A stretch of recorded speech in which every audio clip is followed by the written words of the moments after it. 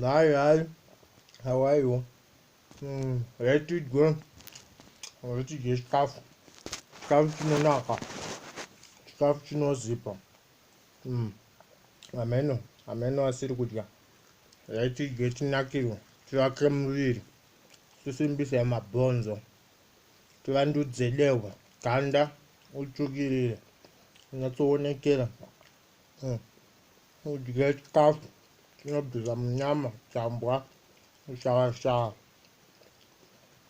Exactly. Chinomba matama. Kana usina ndebvu unomera ndebvu.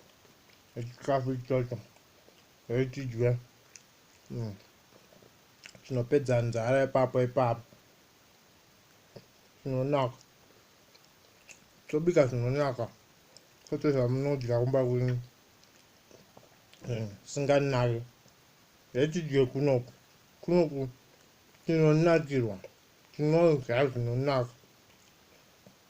Wazvinzwa? Chinonaka. Sadza. Sadza nemuriwo. Muriwo unonaka. Kwete wenyu wamunobika singanaki. Uyu muriwo unonaka.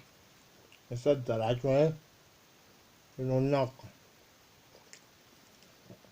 Todya tichinakirwa. Tonakirwa nesadza. Hameno kuti monakirwa nekwenyu. Pari tonakirwa nesadza. Tinodya sadza. Staple food yedu. Hameno ane staple food marice. Nenyumwe hameno. Twedu sadza. Ndo akatirera. Ndo atakura naro. Ndo tichiri naro.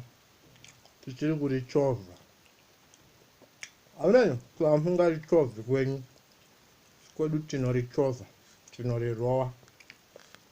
Saka kasikai kuuya tidye tiri pamwe chete.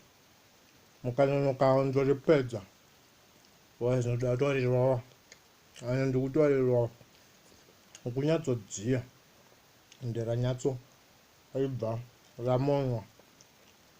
Ukashinyira kanyatsoibva.